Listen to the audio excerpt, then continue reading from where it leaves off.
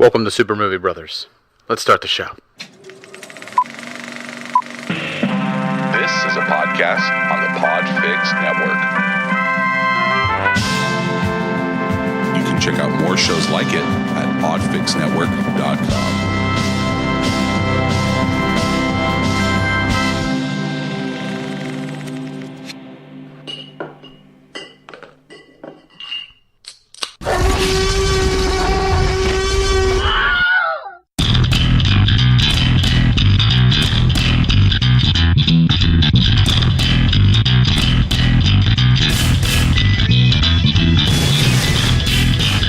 Welcome to Super Movie Brothers, episode 82. I'm your host, Super Movie Brother Dave. I'm your host, Super Movie Brother Jay. Jay, we got a lot of things that we did before we get into talking about films. Yes. Last weekend, we went up to the mountains together. We did. It was fun. You hit the slopes, went down to the lodge, had a couple drinks, hit on the ski bunnies, the snow bunnies.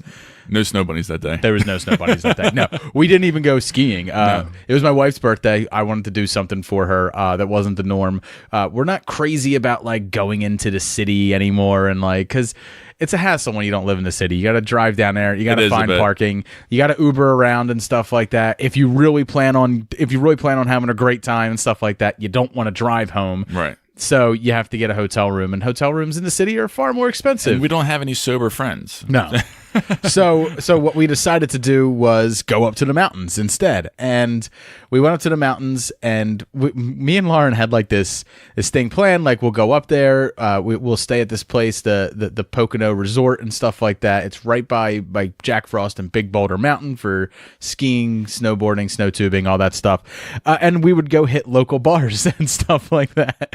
So we invited like everybody to come, and we figured like people would get rooms and stuff like that. We'd make like a night and then another day out of it. Nobody came up. It was kind of short notice, though.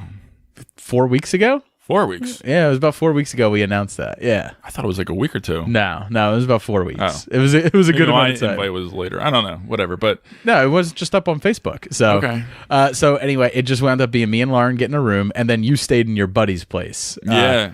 I mean, luckily you guys were going up right around the block, pretty much from my buddy's mountain house that he got a couple of years ago, and it's right there in Lake Harmony.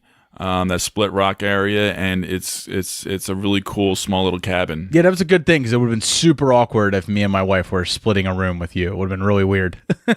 Yeah.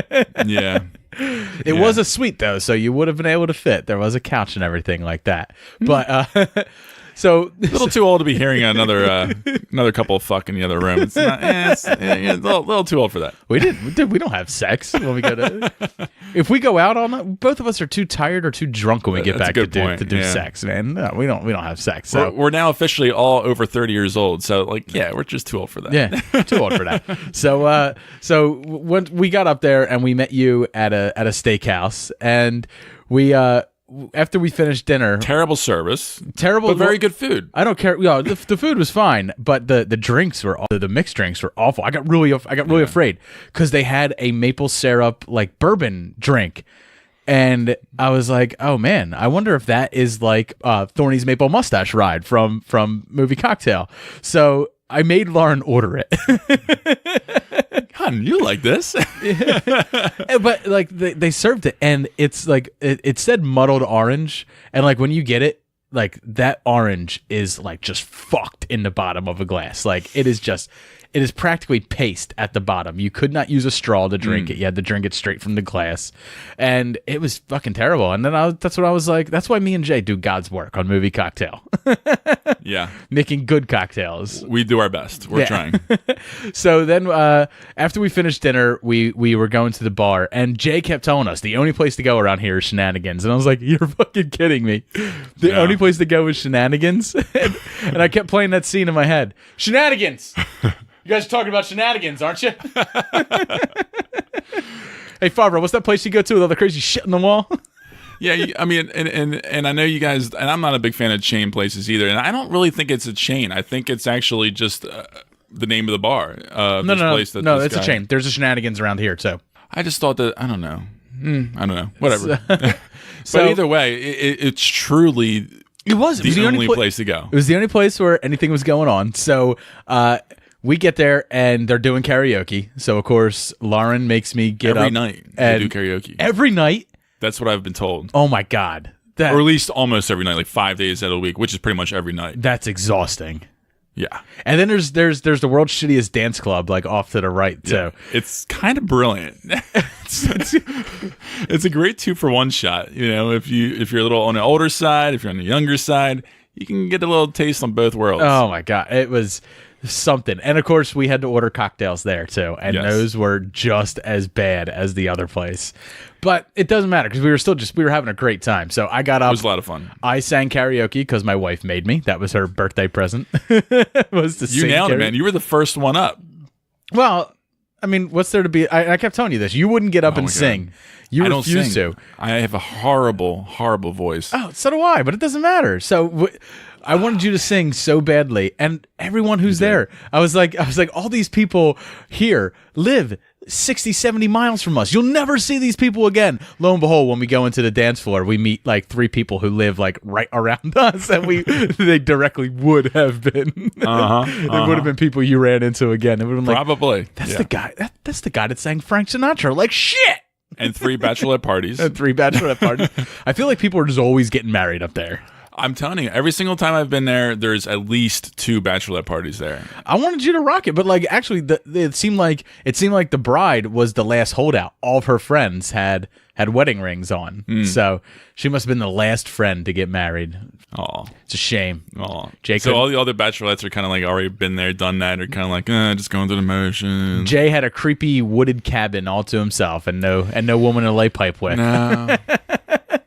Flew solo. But we did get you to talk to a few ladies. No, but I definitely talked to a few girls, danced with a couple girls. Yeah. Yeah. And then me and one girl was extra short, and man, squatting down, dancing with a girl like that is It does a number on your legs. It does a number on your legs, man.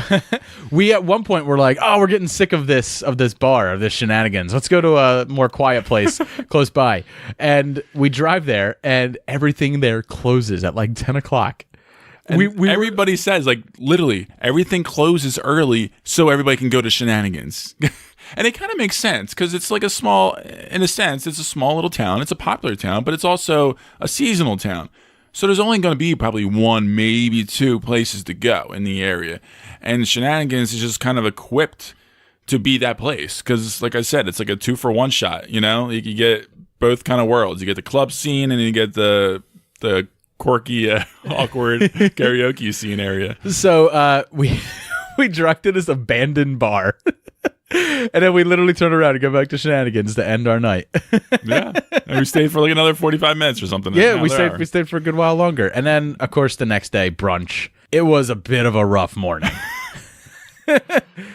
Yeah, you were pretty hungover. That's for sure. Lauren was worse, but she hides it better. I'm a big baby. Like, yeah, you definitely have wore it on your sleeve. I could have the flu, and you might not know it. I could have a really bad headache. You might not know it. Like when I get sick, I don't get that bad. But when I get hungover, I turn into such a fucking baby. I'm like hate the it. opposite. I'm just I can suck it up with hangovers for the most part, unless they're like really really bad. But as far as sicknesses, I'm a baby. I am like buying everything in the world just to try and nip it in the butt and get over it. I'm just sleeping and whining and wanting to pussyfoot around. So after lunch was snow tubing, and well, our friends Ryan and Tara came up Right. for the snow tubing, and that was actually kind of fun. I just remember walking up there, and like, I was happy I brought my flask. and the guy telling me, "Oh yeah, everyone's got to sit on their butts," and I was just like, "Why can't we go on our stomachs?" And we're like, "Yeah, we all signed a waiver." And so then he just radios down, and he's just like, "Oh, slope's moving a little slow today. Permission for people to get a running start and go on their belly." Yeah, sure, whatever. I don't care. It's run by teenagers. I know. Nobody cares what you're doing. Nobody cares. No. So we spent the whole time racing, and I can't imagine doing that on our butts the whole that would time. have been so boring. So boring. I would have never climbed back up that hill. I would have been like, I'm not doing this anymore. Yeah, we had a good time as far as the 3 of us guys just trying to race each other. Yeah. dick measuring contest the whole The time. girls are just going down on their butts and they're just like talking. So Yeah, they're like Snapchatting, talking. So I says the Mabels. I said, just having a conversation as they're sliding down this hill, like they're on a fucking log flume. But it was a good time all around. And then we got home to watch the Eagles absolutely trounce oh my god, the Minnesota Vikings. Floored me. Yeah, Floored me. too. I lost my voice that night. Yeah, you texted me. Me and Lauren had a extremely, and I'm going to steal your word, low-key night. We got home and like mine was definitely not low key. the shades got drawn and like Chinese food ordered and then just sat in front of the TV and watched the game. That was it. They played so beautifully. Yeah. It was Incredible. Nikki awesome. Foles was perfect. Nikki Foles. Nikki Foles. Woo, number 9. So update. We got you to talk to you talked to one girl who was from Northeast Philadelphia. Yes. Have we followed up with her? Have you talked to her? You guys exchanged numbers, digits. Yes. Digits as you single and people of course say. she texted me that night at 3 a.m. and I was already passed out asleep. So Jay was already dick in could have hand. gotten lucky. Jay was already dick in hand, rubbing one out. Yeah. Should have told her. Should have told her. I'm sitting here with my dick in my hand, thinking of you. I was already passed out. But honestly, like I just wasn't. I kind of had a feeling that this was not. I was not her type of guy, you know. And I think she was just kind of going with the flow of things. She was kind of interested, but still just kind of going through the motions. Oh, you mean the of bachelor tattoos, party. the gauges in her ear, and the flannel dress that she was wearing weren't a tip off that that's not your type? That's my type, Jay. We threw you on my type. Yeah. But let's face it, you haven't been having a lot of success lately. know, We got to try all avenues. We chatted for a little bit, but it really kind of went nowhere, and I don't think it's going to go anywhere. So, Yeah, well, whatever. At least you didn't dance alone. That's the important part. True. The other Only a little bit. The other girl I liked better for Or the you. awkward third wheel with you and Lauren. You are forever solidified as our permanent third wheel. I know, forever. You are the trike to our sickle. But whatever. We still had a lot of fun. Oh yeah, definitely. I didn't really do anything else like this past weekend other than we are sitting in, I guess, a refurbished podcast studio. Mm-hmm. So It's beautiful. It looks nicer. I gave Jay a little bit more room. He has a little bit more room to spread. So Spread eagle right now. it feels less cluttered because I just added shelves, and instead of like having random things in random places, I added shelves and put things up high, so nothing was like really too eye level and eye catching and stuff like that. So it feels better. It probably doesn't sound any better. We're probably not any more entertaining for it, but it's now this room. I don't mind sitting in here and watching a movie. So Yeah, we feel a little bit more comfortable and feel a little bit more confident and better, and and I more spacious for everybody. I love the fact that like I bought this projector and I made the projector screen and everything like that so that we could do like watch movies together and stuff like that in here. And that never happens. We never do that. We just I know. it's made for I just got 2049 on Blu-ray, so maybe we'll have to rewatch that. That'll be in cool. here. Yeah, I would like to watch that in Blu-ray and on the big screen like this. Absolutely. For sure. So Jay, what were you watching? Well, I actually caught quite a bit. I finally saw The Shallows, the Blake Lively shark summer flick that kind of flew under the radar for me. I'm not like it. The concept seemed cool. It's like The trailer was and I didn't go out of my way to see it. And finally, one day, I was just kind of in that mood. It doesn't deserve it. It was a cold ass day. I wasn't doing anything, and I'm like, you know what? I want to see Blake Lively in a bikini on a beach. Well, yeah. I mean, any day, Right. any day, I can Right. watch that. And it's, you know what? It was an enjoyable. If quick that was watch. 2 hours of still photos, like a slideshow of like Blake Lively's like surfing Cancun right? vacation, I would have watched that.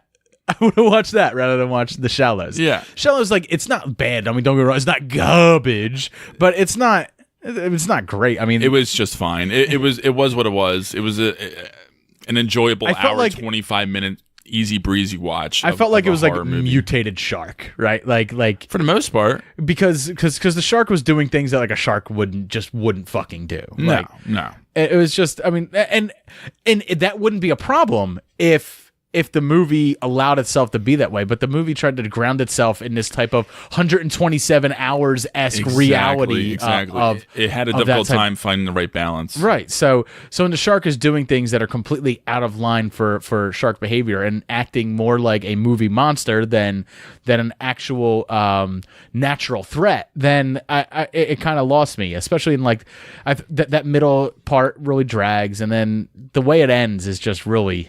I was like, oh, it's just so abrupt. I was like, oh. Yeah. I guess there was no there was no air tank around to blow it up, and then it just ends in such a tidy little bow, right. And it's just no. Yeah, I wasn't crazy about that. However, all the stuff that happens on the rock, where like the survival stuff, like that 127 hours type stuff, you know, she That's the best parts. Yeah, really. her leg's fucked up. She's got to stitch it up. She rips her necklace off and uses pieces of that to like hold Stitch her and leg. stuff, Yeah. I liked that stuff. Like I liked that type of stuff. I would have watched a 2-hour movie of someone surviving on a jetty. I would have before I watched her get attacked by a shark. What I would actually rather have seen was her to get attacked by the shark and then have to survive or something like that. Right, On the shark's not there. Yeah, it's not there anymore. It's done.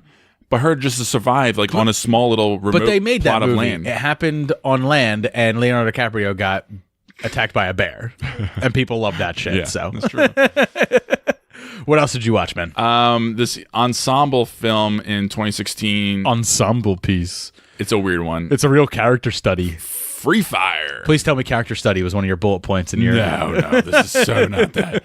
This is a very. It's a real character study. It's a weird movie because Ben Wheatley is a director that gets a lot of actor love. Okay. And I hate him. I don't like any of his movies, but he generates a lot of ensemble pictures. I want to tell you, it's very possible for you to suck at your job, but be an awesome person to be around. And remember, just remember, when actors are going to work, it's true. When they're going to a set, they want to feel comfortable. You know, they don't want Ridley Scott breathing his hot, scotchy, cigar-stained teeth breath on them, saying like, "Listen, you gotta do it like this." You know, right. like he's a dictator. He's not fun to work with, but he produces amazing pictures, or did at one point. Well, you saw High Rise, right? No. Okay. What's that High was, Rise? That was the movie that he did the year before. What's High Rise? That is the movie with Tom Hiddleston, Jeremy Irons, Sienna Miller. No, Luke yeah, Evans. no, that I had no interest in that Exactly. whatsoever. I turned it off halfway through. It was just terrible. I couldn't get into it. But a lot of people liked it. That's the thing. Like, I don't understand the crowd that's actually liking these movies. I don't get it. I'm not into his style at all. This movie is literally just a shoot-up movie. It's all staged in like one room. I mean, it has a hell of a cast with Brie Larson, Armie Hammer. When you say shoot up, do you mean like it's Clive Owen shoot 'em up? Kind of. Okay. It's an arms deal gone wrong. And it's one of those things where everyone's getting shot up and they're still living, and some finally die, but some still live somehow. And then, Reservoir Dogs. It's very much like Reservoir Dogs as well. And you're gonna be okay. Say the fucking words. Charlita Copley's in it. Even like, there's a lot of like. You just named a person. You made somebody up. You just made somebody up. Jack Reiner. No, what? Charlita Copley? No, the guy from District 9 and Chappie. Oh, okay. The A-Team, stuff like that. Okay, Like, now I know who you're talking about. Yeah. Okay. But that was one of those movies that was always on my radar, and I finally caught it on Amazon, and I was just not happy with that at all. Man, I've been watching a bunch of documentaries, and I wish I could remember the name of the one I watched, but it's all about illegal animal trade and stuff like that, and how the environment is bleaching the coral and stuff. Dude, I've been depressed for like 2 days because I've just been watching like these. Yeah, that's something that would definitely depress you. These nature documentaries, they had there was no more sharks to hunt. So this fishing village just started hunting manta rays because there was nothing else. And then they got some Eastern medicine guy to say that the gills of manta rays can cure all these different ailments and stuff like that to make the meat worth it and popular. But really the only thing that is worth the meat is the gills. That's the thing that has the medicinal properties. Everything else about the animal doesn't taste good. It's not good eating at all. But you killed the thing, so I mean you might as well sell some of its meat. So like most of for 5 pounds of meat, it's like $2. So they're just killing manta rays, like slaughtering them by the thousands in Thailand, and then they're selling them to Chinese medicinal thing. And Oh boy. it's like, dude, that stuff's like really hard to watch because, like, you know, you can watch. Those are the waters that a lot of illegal shit go on. And you can watch something like Blackfish and then be like, you know, you could put a human face to that because you've been a kid sitting there watching that, and you know whales are supposedly smart and intelligent and have feelings and all this stuff, but you don't think about that when you think of like a manta ray. But then, like, you just see a dude pull one out of the water and he's just like, fuck it, he's still struggling. Give me the knife. Stab right in the fucking head, and you're like, it feels unnecessary, you know? Yeah, it's like the look behind the curtain that you just don't want to see. Right. And it, you know, there are so many things out there that are absolutely atrocious that we just don't even think twice about, you know? Right, so it's already an endangered species, and now they're hunting the shit out of it. So, but I mean, that's only one facet of it. The other facet of it is just the absolute way that the oceans are changing as a result of climate change and stuff like that. Right. And, you know, we don't think about it, but, you know, the majority of the oxygen we breathe comes from algae and phytoplankton in the ocean. I believe they said it's 70%. The other 30% comes from rainforests and trees. So, Wow. right. I didn't know that. So what happens when the temperature gets raised is the phytoplankton doesn't survive, and it doesn't produce any oxygen, and it doesn't eat up any carbon dioxide either. So eventually, if the ocean temperatures raise high enough, we're not going to have anything left to breathe.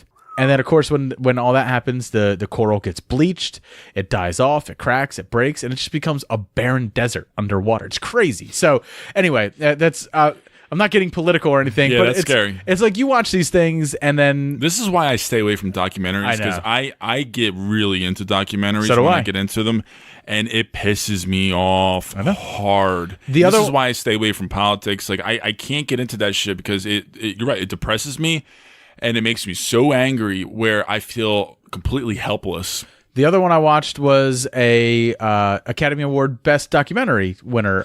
Probably, had to be almost 10 years ago. The Cove. And it's I've heard actually of it. done by the same guy who did this one I watched. The Cove was that, and it follows the original trainer for Flipper, who after training Flipper and actually kind of starting the whole domesticated and live marine mammal shows, he's the one. His training sessions, like his training, is what started all of this, and he helped build a lot of these marine wildlife parks that had put on dolphin shows and stuff like that. He said that was 5 years of his life. And he spent the other 35 of his years now fighting against it.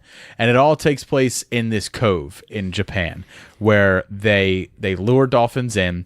The idea is that they want young female dolphins to take because they haven't had a calf yet, and they're the ones that are easiest to train, young female dolphins. Everything else gets dragged to the other side of the cove where cameras and no one else can see, and it gets slaughtered and sold for dolphin meat. And it's one of the few places in the world where you can go watch dolphins perform, buy a dolphin plush toy, love it, hug it, pet it, while you're eating fried dolphin on a stick. So it's so Wow. weird. And it's weird because like dolphins are protected by the World Wildlife Foundation, stuff like that, but they're not protected by the International Whaling Commission because they're not considered whales, except they fucking are whales. but they Political loopholes. yeah, it's exactly what it is. All right, we can't kill whales anymore. We'll just kill more dolphins. Why not? So I mean, these are things they make me sad, but I also watch them because these are things that I care about. Like I do care Sure. about the ocean. I was a kid who was 10 years old standing in SeaWorld and stuff like that and fascinated with dolphins and stuff like that. So to hear this type of stuff, it doesn't taint my childhood. It you know, it might taint the memory and stuff like that, but it's just documentaries are there to cause some bit of change, you know. And discussion and Right. inform Exactly. people in different ways that a lot of times, and me included, a lot of times I need to see it to believe it kind of thing. You know, I don't believe in hearsay a lot of times. I really want to either see it with my own eyes, see the evidence, and make my own point of Exactly. view. The other thing I watched was Philip K. Dick's Electric Dreams. Likewise. Trying to get through it as well. I've talked about it on the show already. I haven't finished it, and it's getting doubtful that I will. I got into episode 3, which is the one with the alien species, and we're all fighting over breathable air. And it's got Bryan Cranston. Dude, I'm being 100% honest. Having these known actors in it takes away from it a little bit. Because you're not watching a little bit. You're not watching that character. You're watching Terrence Howard. You're watching Anna Paquin. You're watching and it has Bryan Cranston. Yeah, and it's just it's right there, but it's just not quite right. It's not quite like Black Mirror. I thought the first one was interesting, where with the alternate reality and stuff like that, virtual reality. I enjoyed that. I enjoyed that one. I enjoyed the performances with that, and it was interesting. It was a good opening episode, right, for sure. But it went downhill after that, and it's one of those things where I'm just struggling right now, and I feel like 10 I'm episodes. give it up. I got to episode go back to Shameless 4, and I struggled with episode 4, and then I got to episode 5, and I struggle, and I'm just tapering off. I'm just not really into it. But yeah, and I skipped around and I saw who's in it and what kind of theme the episode's going to be like. Yeah, see, I wasn't feeling it. But see, it's different because I don't do that with Black Mirror, right? I just watch it. Exactly. That's what's up next. That's what I'm going to watch. Well, we trust them. We understand what they've produced and the quality that they produced and everything. Even the worst episode isn't all that bad. But we got Altered Carbon coming up, which is another Philip K. Dick TV series that's going to be on a miniseries. Netflix, miniseries on Netflix. So still hope for something out there, something weird, something strange, something that really feeds that need for your lack of Black Mirror, because it's probably another year and a half before Black Mirror comes about. I finally saw Bright, Dave. I did not mind it as much as I thought I would. I told you. It's not as bad as everyone makes it out to be. It's really, really not. It's not great. It's not a masterpiece. I didn't love it. It's certainly not, but I'll probably never watch it again, but I didn't No. I didn't despise my time with it. Oh, I actually enjoyed watching it, but I didn't think it was all that great. I mean, it wasn't anything special, but it also wasn't anything all that bad. Here's the thing. I think at pushing 50, some of that Fresh Prince charm doesn't work so much anymore. Well, I didn't like the script. Right. My issues with the movie was mostly script related, and not so much the world or the directing. Some people get. I've heard a lot of critiques. No, I thought the world was cool. Like, I really like the idea of, like, so they have this far off shot of the LA skyline. And there's just a dragon flying across the LA skyline. I was like, it's kind of cool. It's crazy. Like, I love the idea of, like, no, this is the world that Lord of the Rings existed in, only this is the contemporary version of that Lord of the Rings world. Like, this is how that world progressed. In an urban area, for the most part. Exactly. I really dig the idea. And I applaud their effort, because they really, really went for it. Yeah. You know? And then also, I finally, in theaters, caught some movies. I'll first say I saw Phantom Thread, and I also saw Shape of Water. Can I tell you that Phantom Thread looks like the most boring fucking thing in the world? Yes. And I can definitely see most people probably feeling the same way. It is that kind of movie. Would you wear my dress? Wear it! I'm finished! Yeah, his performance is literally the opposite of that. I'm a seamstress. This is my son, GQ. Yeah, so it's an interesting little weird character piece. If you took Daniel Day-Lewis from There Will Be Blood and put him in any film as any character, but he played that character exactly like he played in There Will Be Blood. Oh my God. It'd be amazing. It kind of would. Just imagine him in Die Hard. So I actually thought it was quite well done, and Paul Thomas Anderson did a really good job with it, and as the actors. And Shape of Water is definitely a movie that I think Guillermo del Toro did a hell of a job with. Overall, writing a good script, however, underdeveloping the script at the same time, because I thought a lot of the things was. I'll tell you the same thing I tell everybody else. This is meant to be. The pacing was off. This is meant to be a fairy tale. So a tight script is not something that's in a fairy tale. It's not that's not something a tight story does not exist in fairy tales. I kind of felt like it was tight.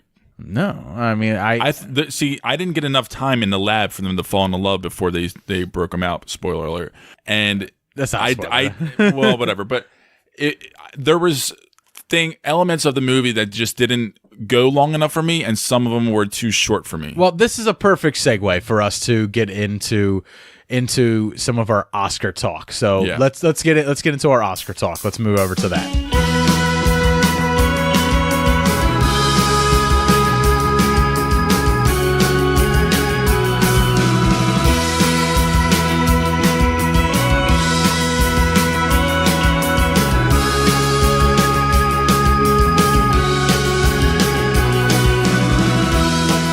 All right, so let's get into our Oscar discussion. We're not going to go through like every category and stuff like that for all the announced ones. We're really just going to be talking about the ones that are nominated for Best Film.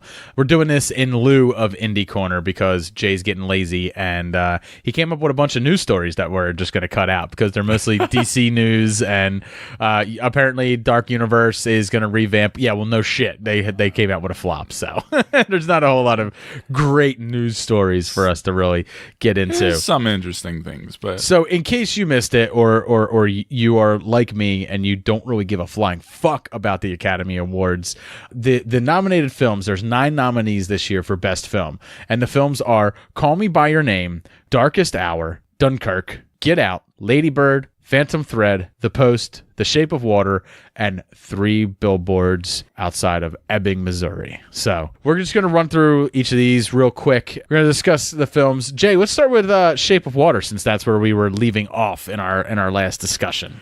Well, I think it's a absolutely perfect movie casting for this story, and I think Guillermo del Toro did a great job with crafting this picture in such an eloquent way and a beautiful way that you go with it. You have to go with it, or you don't. Are you ready It's to be one of those amazed? Funny things. You ready to be amazed? All right. You've probably read the articles, so you probably already know how much the film costs, don't you, to make? Okay, you don't. You don't. I do vaguely. I think it's. Do you want me to say it? Well, if you had to guess by watching this movie without knowing, like, what would you say this movie cost to make? Probably 60. That's where I was. I was at $45 to $60 million. That's when I was watching. When I was like just looking at the production quality and stuff, I was like, $45-60 million. It's probably right. 19 million. Yeah, I thought it was 20. Yeah. 19 million is what he should. That's not including promotional stuff and everything like that. But the production of the film, $19 million. That monster alone could have been $19 million. It's all practical, though. I know, but still, I mean, that's high quality practical effects right Absolutely. there. And it's Doug Jones, Yes. who also was the eyeball hands creature in Pan's Labyrinth. Mm-hmm. And Hellboy. No one saw that, but I actually put my hands up to my eyes and covered my eyes up good. and did the hands over my eyes thing. It's very practical. He was also Abe Sapien in Hellboy and Hellboy 2, The Golden Circle or Golden Compass or Golden whatever. Golden Army? Maybe. It was one of those golden things. Golden Cox? Yeah, he's like the Andy Serkis of practical effect acting. He is. Behind makeup. And that's what they say. And it's great because he's a thin-framed man and you can build things on top of him. Right. Like he's built like a skeleton. So then they just build things on top of him. And he acts very well. And I really enjoyed Shape of Water. I think I might have enjoyed it a little bit more than you, but there's just some great things that go on in that film. Like Michael Shannon is perfect in it. Like he's a perfect villain. It's a perfect casting across the board. Richard Jenkins and Michael Shannon stood out for me the most. As far as I would go with that. Their story. It definitely has a strange. By the way, spoilers for all these films. By the way, yeah. So we're not going to hold back in discussing things about them. So spoilers. Either one of us all have seen, I think, every single one of these features. So if we get to a film, skip ahead, a couple minutes, and you'll probably catch us in the mid conversation for another one. But so for Shape of Water, I love the allegory of his fingers. Right, he gets his fingers bit off by the creature, and as they degrade and rot, like so does his disposition. Absolutely. And I love that, and I love when I love the whole the whole parable he's telling of Samson, and he tears down the wall. But even him as a person, as a character, as far as like how like conservative he is, how he is in his household with his wife, how he fucks his wife, right? really like bold stuff that I was really shocked to see. I bet I could make you squeak. And oh my God, it was really dark. I was really surprising. Like, I was one of those things. But then you see him when he talks to his boss. He's like, "I'm your guy, sir. You know, I'm your guy. I'll come through for you. I always do. I'm your number one." Like, you know, he comes off as like this extremely like clean cut, all American guy. You know, and I also love the use of color in it, like the use of the aqua green for his Cadillac. Woo. Yeah, I mean, there's so many subtle things that I really enjoyed.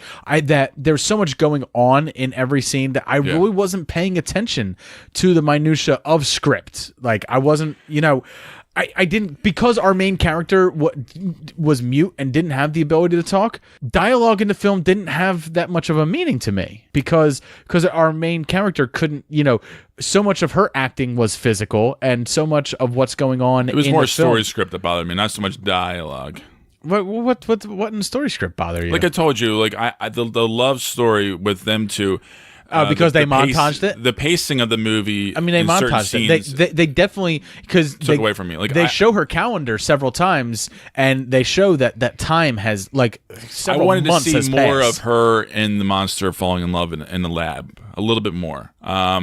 You know, it was just a little too brief for her to do that. But at the same time, but that's the thing. Her performance trying to explain to Richard Jenkins' character of why she wants to do it, I was sold. Yeah. And that's what did it for me. But and it right the ship. And it was a beautiful movie. It really does. And it had a beautiful ending. Out of these films that we're talking about, it's my top 3 out of the 9 noms. So it's in my top 3. All right, so moving on. Call Me By Your Name. That's one you've seen, I haven't, and I don't care to see. Yes, so that's my number 1 of 2017, and I still stand behind that. It's definitely a movie that I don't think is going to win Best Picture. It's going to be it's not quite that film. No, don't get me wrong. I said I hadn't seen it, so it's not like I can pass that judgment really when I say I don't think it should. But how it's not that kind of movie. It's really just not. It's a beloved movie, but it's not like it's not like a Best Picture type of Academy Award film. You know what I'm saying? Shape of Water can be. I haven't seen 3 Billboards. We'll get to that because you've seen it. That's definitely on my radar. I'm hopefully going to see it this week.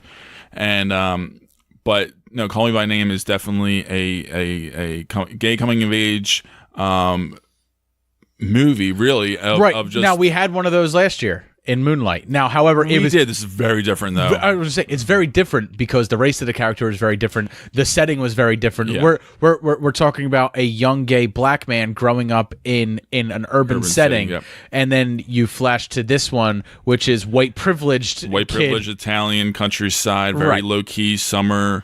Time off, falling in love with a girl. Not really falling in love. She falls in love with him, but he's just going through the motions, trying to discover himself. Right, but what I'm saying is, like, if it's different kind of. If you're movie. watching that and the message of it is about like empowerment and stuff like that or anything, you know, it doesn't strike that chord because it's coming from someone of a place of privilege. Yeah. So it doesn't really strike that. It doesn't really strike that chord. And it honestly, Jay, because of movie homework, and we'll get into this later, I am so sick of films about white privileged people. I just got done watching Talented Mr. Ripley, and I got a whole lot to say. You got a whole lot about that. Yeah. But that's a lot of the films you assign to me, and a lot of the films you watch in Indie Corner involve people of high prominence in these situations, because it's like you can only ever live an interesting life or tell an interesting story if you have the money to do so. I mean, I guess you do have a little bit more of a possibilities if you had that behind you, but I don't know. That's a good question. But no, this movie is. I didn't pose it as a question, Jay. I made a fucking statement. Yeah. I made a fucking statement. When I want your opinion, I'll fucking ask. Let's move on to The Darkest Hour. This is the Winston Churchill biopic. Takes place not too long. This one, actually, too long after World War II. Gary Oldman is playing Winston Churchill, and apparently it is probably he is probably a shoo-in for Best Actor for this role. From what I hear, it's either him or Timothée Chalamet from Call Me by Your Name. Right, but now I did see this film. Honestly, it's a fantastic movie if you're a historian. buff. If you're someone who likes history, and it's a fantastic movie. However, it kind of takes place in an age that you have to be in that. Right. We've seen so many things from that era and stuff like that. Right. There's so many unexplored eras that it's just, I'm fine with him winning Best Actor for this because I believe he fucking deserves it, hands down, for that. 8 hours in the makeup chair. Yeah, Whew. that's fine. However, for Best Picture, I feel like some of the themes and some of the things that I've seen it before, man. I've seen it before, and I would like to think that the Academy doesn't compare this film to other films that came before it, right? They just take each film as it comes, but Yeah. at the same time, I get tired of seeing the same type of films win over and fucking over and fucking It's over. definitely again. not going to win, but do you think it's a solid nomination? Oh, it's yeah. It definitely deserves to be nominated. But here's the thing: you're able to nominate 10 films. But last year they did 8. This year they're doing 9. Why not do the 10? From what I hear, mathematically, it's almost impossible to do 10. Okay, but they allow for 10. I know. Don't ask. It's a long. Oh, then why not just do fucking 5? Why not just do 5? Because I could cut this list down to 5 real quick. Right, but I think it becomes such an argument, and I think we're starting to produce a lot more better movies where people are just getting more, and especially in a political environment. What's this? True or false? Blade Runner 2049 That should be nominated that or should not? definitely be nominated. Thank you. That's my 10th Definitely. pick. Out of these, that would be, if I had to fucking live with these and say that these are the films that are the best films of the year, fine, whatever. I still think War of the Planet of the Apes should be in there, but I get that should be on there too. I get that that's third banana in the fucking franchise, and the second one was better than it. And if you didn't nominate the second one, why nominate the third one? Fine, whatever. It was still my favorite film of the year, so I'm not gonna win that argument. But 2049 should be in there. Yeah. I mean, I know it's That I know was it's one of my nominated big for some surprises. visual effects. It's nominated for some Cinematography, for production cinematography and values stuff like. But that. it really deserves to be in this category. As far as everything Yeah, goes. Denis not getting any recognition. None of the actors. Right, Like, but nothing. is it because he? Well, I don't think any of the acting was stellar No, enough to be. it's nominated. not an acting movie, really. But But I mean, for visually and everything like that in the film, like, do you think that deserves to be nominated more than Arrival did? Because I think 2049 deserves to be nominated more than Arrival did. oh, absolutely. But that, again, like we said, it's a year-to-year thing. Right, but is it because Arrival was nominated last year that Denis Villeneuve can't be nominated for a Best Film or Best Director spot this year? I don't think that's the case. I think it's the box office. I think, But it feels who cares about the box office? it's weird. I don't know. And honestly, I think it's honestly because this flopped and audiences didn't go out and see this movie. But it didn't flop critically. It didn't flop critically. I know. And even its But use for some odd reason, that plays effect in and the Academy it's Awards still somehow. positively rated by viewer ratings too. People who saw it liked it. I don't get it. Maybe WB just didn't do any awards marketing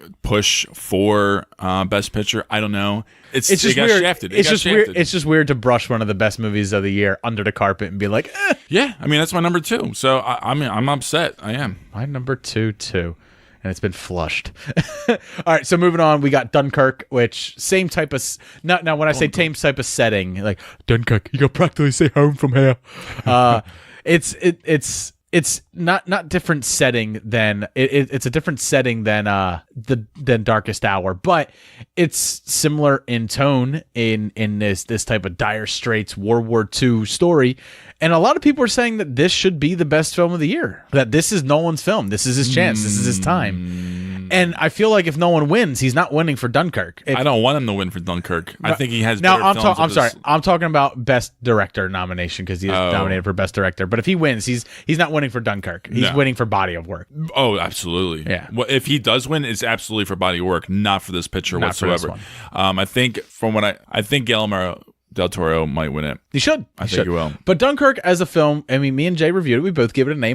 We thought it was. absolutely. That was a great film. Not a lot of acting in it. Well, a lot of physical acting. Not a lot of words. That's hard for spoken. rewatchability. It super is. It super is. Um, It's basically like I can't watching. see myself It's watching basically that like again. taking maybe the. one other time. It's basically like taking the 20-minute opening scene of Saving Private Ryan and turning it into a 90-minute movie. Yeah, it's in theaters, by the way, everybody. back Check out your local big theater.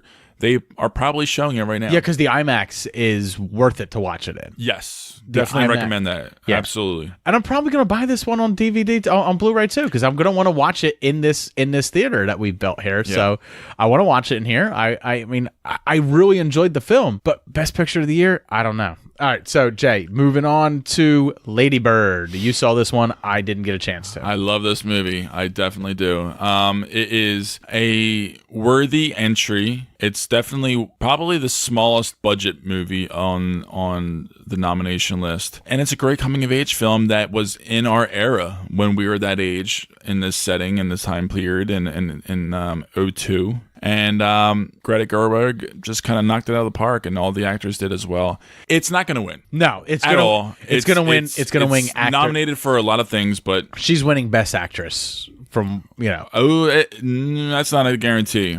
I think more of a chance for her for an acting win would be supporting actress. Okay. Her mother has a better chance. Oh, I think Allison Janney's got that all wrapped up. It's between her and Allison Janney. Yeah, I think It is. Allison Janney's got that all wrapped up already. It's between Laurie Metcalf and Allison Janney, and it's going to be between those two. But Saoirse Ronan, really, really strong. She's a beautiful, fantastic actress who's really coming into her own as she gets into her 20s. This is probably going to be her last teenage role, hopefully. So yeah, she's pushing 25 now. But yeah, that is getting a little bit too old for her to be playing a coming of age teenager. I mean, however, It works in this movie. Anna Kendrick pulls it off all the time. So sometimes if you're just timeless looking, you can And petite, yeah. yeah, you can just pull it off. All right, Jay, let's just run through the next two really quickly. Phantom Thread, which we already gave a little bit of thoughts on. I think it's the most boring film I've ever come across. It is on that vein, but it's very poignant and beautifully done. And not even the best job. But I don't think it actually. Oh gosh, I mean, it's a very good movie, but I don't think it's not even really the best an job Oscar Daniel movie. Day-Lewis did. It's not even the best, but it's not even close to his best No, acting role either. it's good. It's very good. It's just, it's not flash. It's not a flashy movie. 10 years he'll be back. Very Five subtle. years he'll be back. He'll be in something in 5 years. I'll go with the over 10. 10. All right, and The Post. I saw The Post. I've seen The Post, and I missed it. I just wasn't that impressed with it. I wasn't impressed with too much about it. I didn't care for the trailer. I didn't care for the subject matter. I won't probably ever watch this movie, to be honest. Even though it's a Spielberg now, movie. however, this is like one of those errors that, like I was talking about, gets neglected. Like World War II, it's a big, so many stories come out of World War II. Post Vietnam era, kind of gets glossed over. So it takes place in that era that can be very interesting. But True. I find it to be pretty. I don't Shove down your throat kind of thing. very much so. Yeah, yeah, and I got that taste for that, and I did not like it at all. All right, so it's really being an allegory for the media now, for free press now, and stuff like Yeah, that, and yeah. especially under the current Trump administration, where the press is being treated and talked about in such negative tones and stuff like that because of the things that they bring up. It's nothing new. I needed more than ever. Right, the press has always had some sort of political agenda. Always ups and downs as well. As So, far as however, Tom Hanks is great in it, and I'm sure, Streep is Streep. and so is Streep. Yeah, Streep just streeping. Streep be streeping. All right. So then the last two that I want to talk about, 3 Billboards Outside of Ebbing, Missouri. You still haven't seen it, Jay. I think it's between this movie and Shape of Water for Best Picture to win it. It's been a weak year. It's not the best year. I don't think 3 Billboards should win. Because honestly, 3 Billboards is kind of a weak story. I mean, it's a very interesting story. But it's more or less the characters that are the story. Like, I wouldn't be surprised. It's kind of strange that 2 supporting actors from this are nominated for Best Supporting Actor. Sam Rockwell is nominated, and so is Woody Harrelson. Yeah. And that's why you go see this film. And Woody hasn't done any kind of awards campaigning whatsoever. Sam Rockwell has. He was actually on SNL even currently. I watched it. Beautiful dance. And everyone's just like, when he dances in that, and I was like, no one realizes that's the only way he knows how to dance, because that's how he dances as Justin Hammer in Iron Man 2. In the exact same way how he came out in SNL is exactly the same way he did the Justin Hammer dance. But yeah, I mean, the acting is the reason that you go watch Three Billboards. You go see it for that. The story in itself, it's something that we've seen before, but maybe not treated in the same way. That's a little surprising because this is from Martin McDonagh, who is a bit of a writer. I mean, he did In Bruges, Seven Psychopaths. Oh yeah. He's kind of like a writer-director of sorts, and normally it's about script for him. What it really does is it really balances dark comedy, and when I say dark, I mean extremely dark comedy, well with the dramatic moments. It does allow you to laugh a little bit with its heavy subject matter, but that a lot of that comes through in the performances as well. And they got the right cast for really, really dark comedy, right? All right, the final film, Get Out. I saved this for last because this is the film that I want to win. This is the sleeper. I don't think it's a sleeper. Dude. I think a lot of people really, really enjoy this film. And It's true. There's passionate lovers of this film throughout the whole year. I really, really enjoy it. I really, really love it. I don't think it's the best picture of the year, but it is. When you think about it, it checks all the Academy's boxes, right? Kind of. I mean, I guess. Jay, not really, though. Jay, what was the last horror thriller that won a Best Picture? What was the last one? Best Picture? Yeah. One Flew Over the Cuckoo's Nest.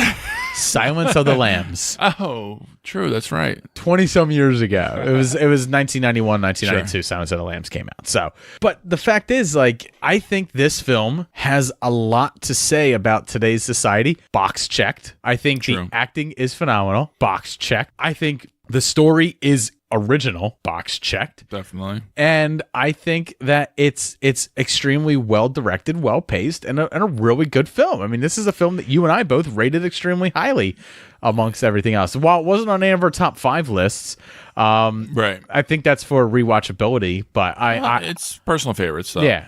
We're not doing it critically, but exactly. But honestly, the thing that actually, I was actually going to critique about the production values wasn't anything special. However, the sunken scenes were exceptionally done. Exactly. I mean, that was really the icing on the cake, I think, for me, as far as really seeing how maybe this would or could win. And honestly, the reason I want this to win is because it's so different. It was packaged so different than the rest of these films that are on this list. Definitely. The rest of these films that are on this list feel like Academy Award nominated films. And they all came out campaigning for it, right? Right. This movie came out in springtime.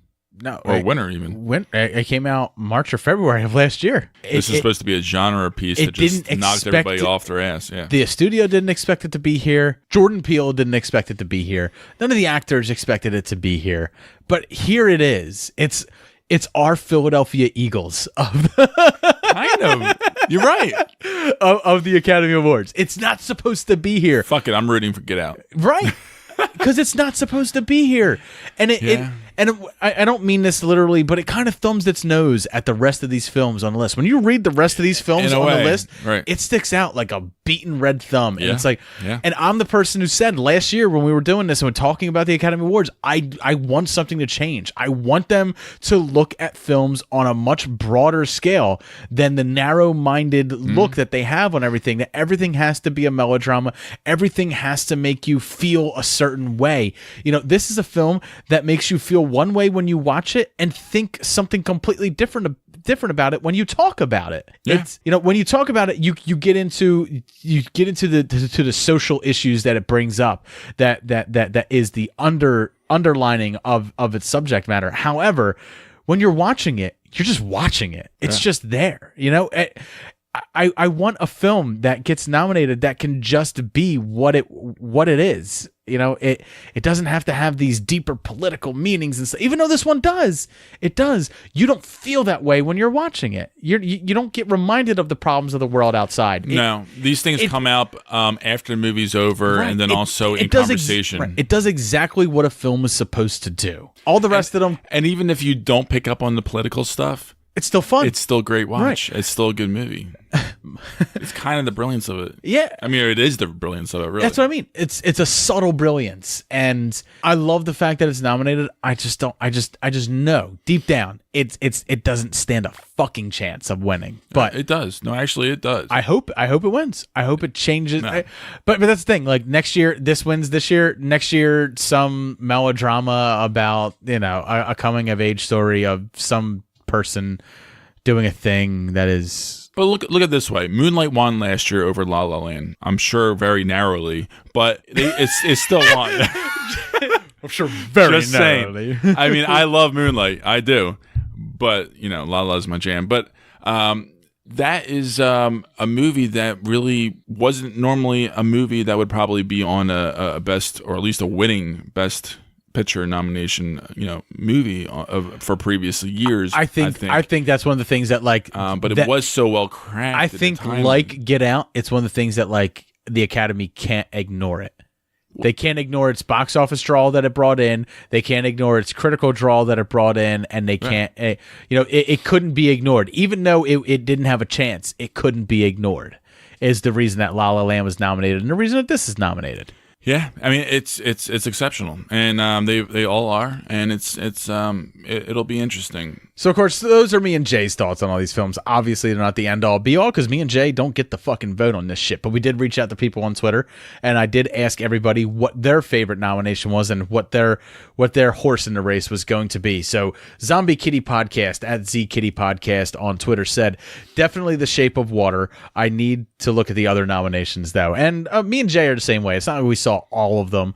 I've seen a good amount of them. Surprisingly, I've seen more than Jay, but... Have you?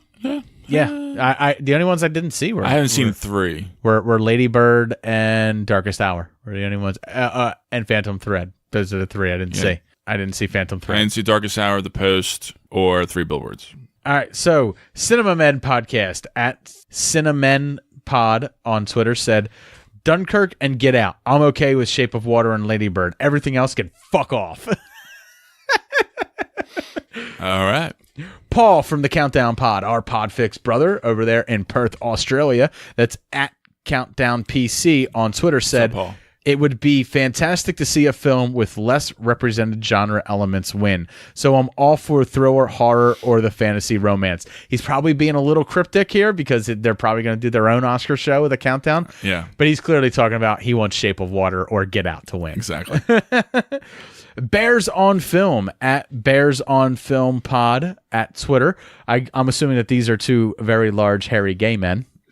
What's up? We like bears. Yeah. I love bears. If I were gay, I'd be an otter. We're a perfect match. They said Shape of Water, definitely. But they think that 9 nominations is 4 too many, which is exactly what I said at the beginning. 5 noms. It's what it should be. 5 noms. I just feel like the Academy just can't choose. They're like a high school guy dating 2 girls at once. Yeah, and it's no, it's true. It's the Archie comics all over again. Betty or Veronica. Well, you can only have a certain number, man. You can't have too many. It's hard to narrow it down. The Monster Closet Podcast, at Monster Closet PC on Twitter, said The Shape of Water. But where the hell was Blade Runner 2049? Thank you. Our sentiments exactly, because I'll say this: me and Jay probably haven't had more fun at the theaters than when we saw that together.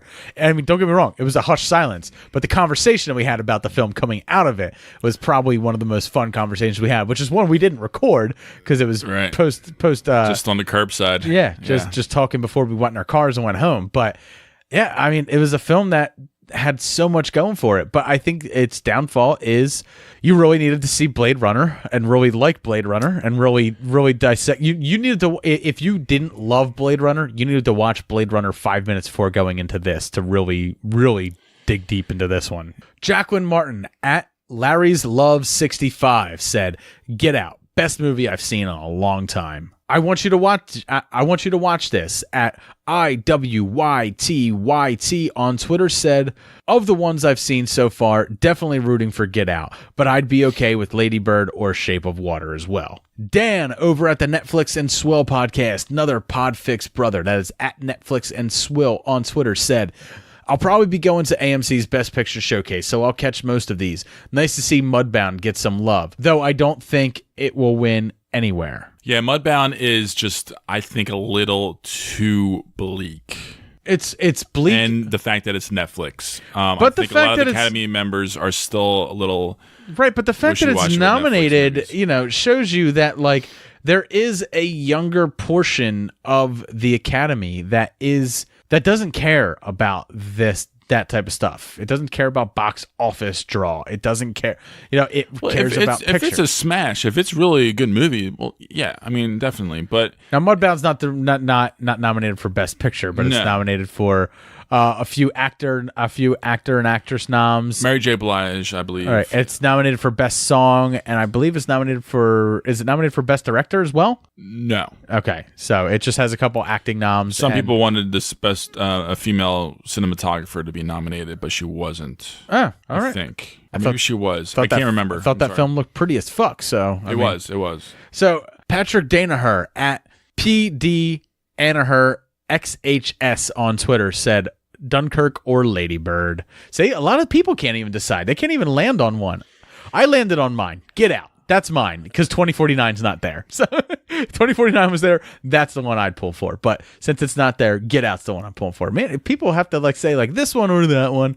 I mean, I get that people can feel that way and want like two movies a lot, but I say you got to pick with one and go with it. See, Man. that's the thing. Like, put it this way: I think a lot of these movies are very different, and They I are. think there's a lot of people that have strong Which feels nice feelings because- towards each movie. I don't have a strong tie to a certain movie like I did, for example, last year. But with it La La feels Land, nice that all of them are a bit different Yeah, it is nice. because last year I felt like a lot of them felt very much the same. They were all very bleak. They were all very, character studies. Moonlight, Arrival, Manchester by the Sea. Manchester was definitely. Yeah, Arrival was what I was pulling for last year hard because I actually really enjoyed Arrival, but it didn't stand a snowball's chance in hell. David Fernandez at Shiphole76 on Twitter said, got to be either 3 Billboards or Darkest Hour for me, but knowing the inconsistency of voting in previous years, Birdman, for example, it will probably be something far less deserving. Joanne Markin at JMarcon10 on Twitter said, Phantom Thread. The only Phantom Thread person to jump up. Nice. Tina Marie Sales at Sales Tina on Twitter said Dunkirk. And David GW at DavidGW15 said definitely Dunkirk. So there seems to be a lot of people. There's up too much. I mean, there's people out there who are really pulling for Dunkirk. A lot of people really like Dunkirk. Yeah. War movies always speak to people. I feel. And Nolan. In general, and also it's an action movie. There's a lot of action in it, more than any other movie. And Get Out was mentioned a lot in our listener responses too. true. So It's a beloved movie that's and Shape of Water had its time for people to watch it because on DVD. But let's face and it, everything we're else. the viewers. Your opinion on what should win Best Picture means fuck all. It's true. It's true. These 3 films probably definitely won't win. It'll probably be something that, God, I hope it's not Phantom Thread because that's the one film that sticks out that I'm like, that doesn't deserve to be there. Yeah, that I think is the weakest film on the nomination list. Absolutely. So So, I think maybe The Post would be too if I've seen it. Jay, let's put a pin in this here. We won't come back to this conversation until after the Academy Awards wrap up in February. So let's move over to beers, man. Let's get drunk, and then let's move into our movie homework. Do it.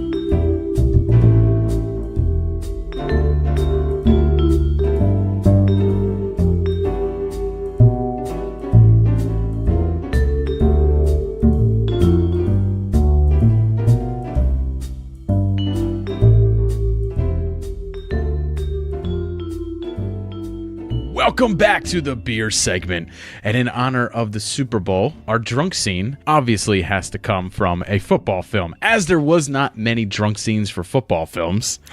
Other than I could think of 2: Varsity Blues Yeah, and The Replacements. definitely. So Both great. Right. Both great. So I was like, well, that's high school football, so I'm not going to put that on. So this is a drunk scene from The Replacements, and they had just been handed their first game, and they tied, and they weren't able to win. And obviously, the media is against them because they're scabs. The former Players Association is against them, and even fans are against them. So they're feeling pretty down, and they go to drown their sorrows in some drinks.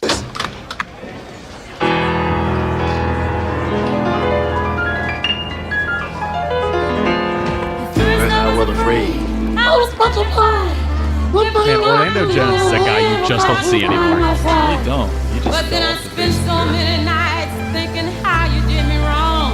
That was wrong. Man, why you play that dumbass song? I I put on the Commodore. That shit just came on.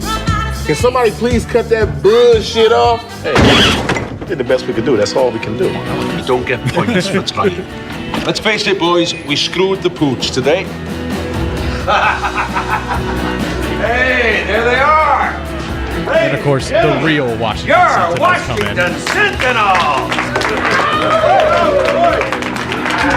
Hell, he's the luckiest guy here. At least he couldn't hear the booing today. Hello, anyone home? Did I hear an echo? Hey, great man, where did we get to get you? The Special Olympics? No wonder they couldn't win the game today. He can't even order a drink. One too many Well, insults for Mr. Reed. Lighten up, I know, Falco. It's but not like he can hear what I'm It's saying. weird because I can't. it's hard for me to buy Keanu Reeves as like a tough guy, as a badass, and then you watch those training videos What's for that John say? Wick, and you watch John Wick, and There's one good thing about being deaf. It makes it easy to ignore the Matrix. assholes. no, this was not. You. Asshole. This is early aughts, so That's funny. Hey, man. Whoa. Guys, whoa, hey. It's cool. Classic Keanu. whoa, bro. Had enough? You got balls, Falco. You got shit for brains, but you got balls. Thank you. Hey! Danny, remember what I told you about red shirts in practice? Yeah. Forget about it. Okay. Martel.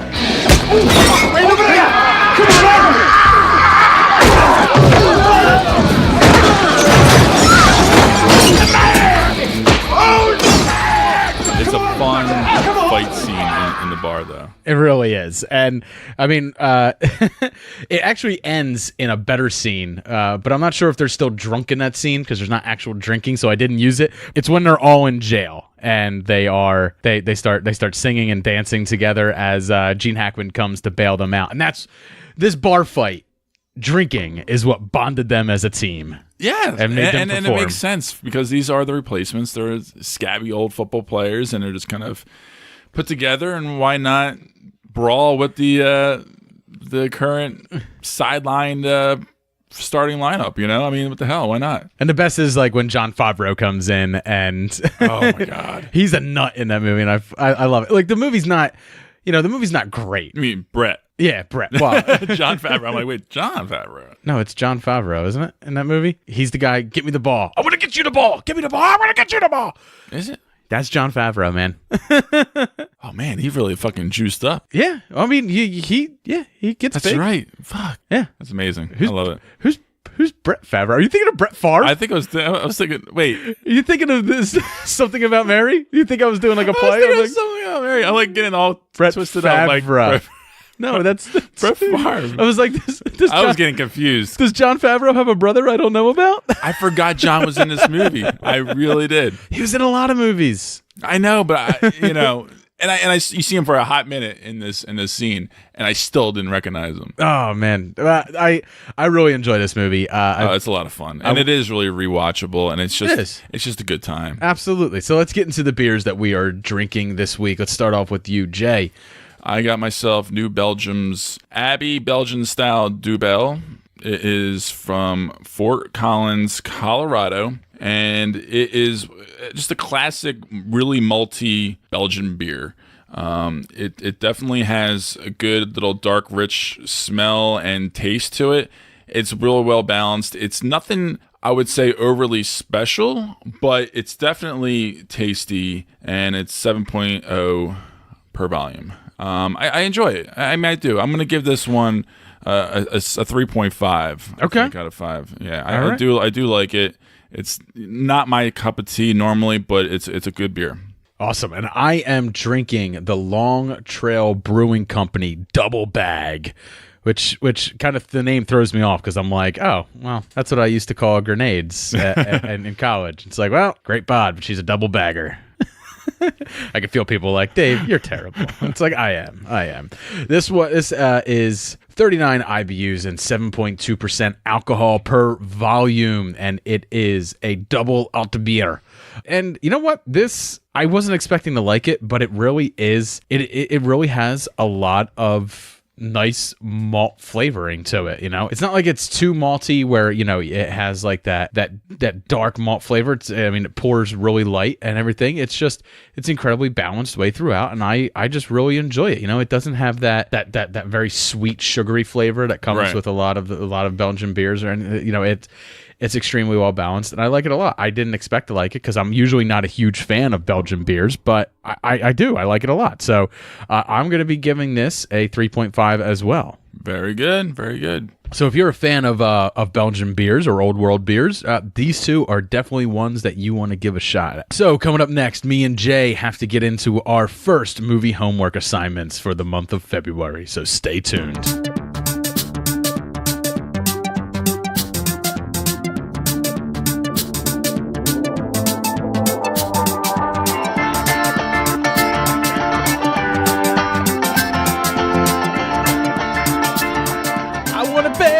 So bad, I'm hot for teacher. It's time for movie homework. But before we get into movie homework, me and Jay, I made Jay try a beer that we discussed back when we talked about Fear and Loathing in Las Vegas. He said he never had a Gonzo Porter. It is a beer that is inspired by the man Hunter S. Thompson himself, Gonzo. So Jay, what did you think of the Gonzo Porter, man? Yes, I love the label. It's very simple with a powder blue background. Ralph Steadman art. The quote says, "Okay, let's party," and it looks like a skeleton version of Hunter S. Thompson. Same kind of cigarette and everything and hat.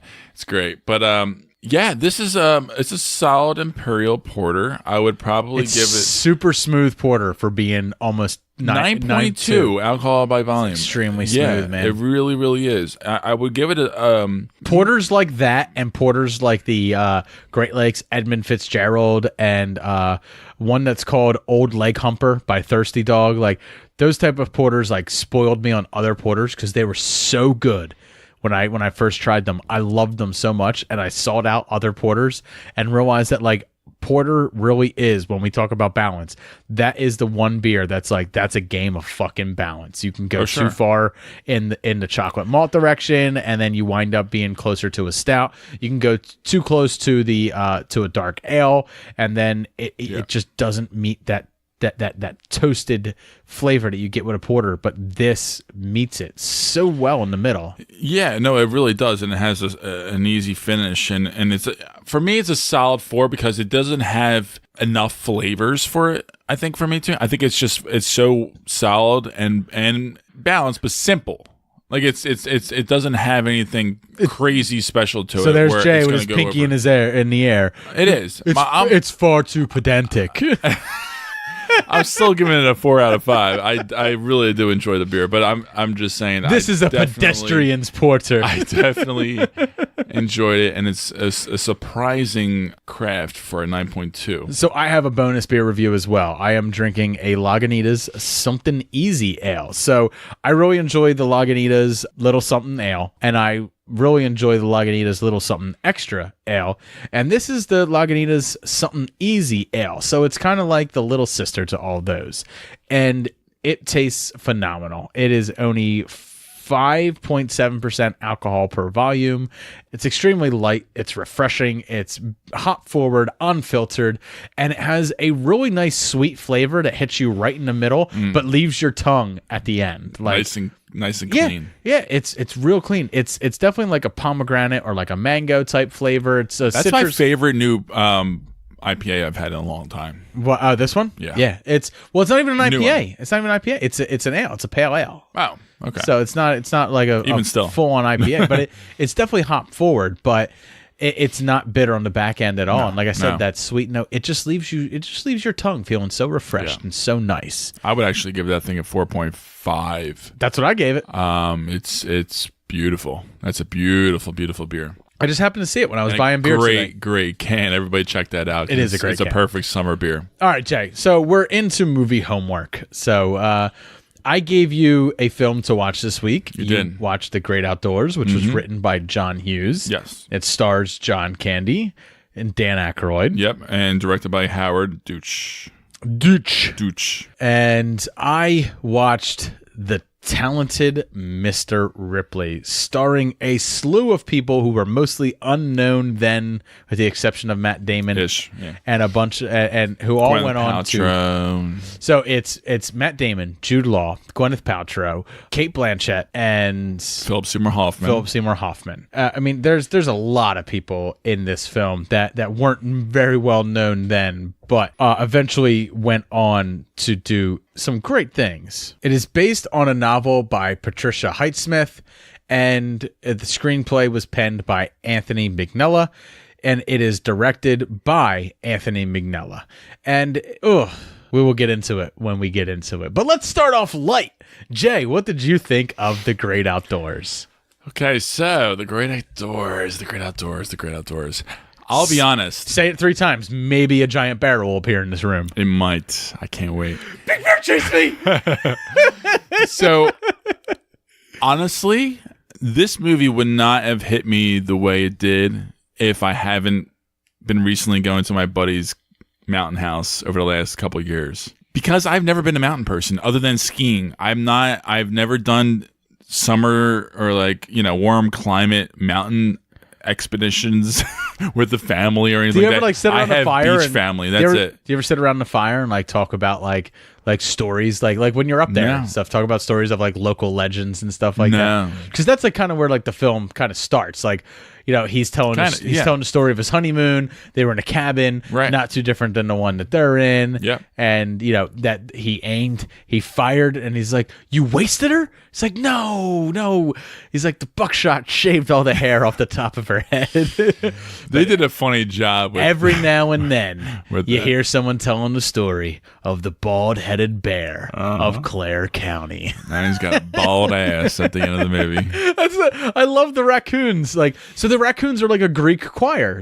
They are, in Shakespeare plays, you had the Greek choir, especially in Macbeth. You had the Greek choir who kind of added commentary to what was going on in the play at the time or in the film. Yep. And that's what the raccoons do. And I love at the very end when they're like, "Did you hear what happened to Sally?" And it's just like, she's been sitting in the lake for a week. Yeah, she's bald on both ends now.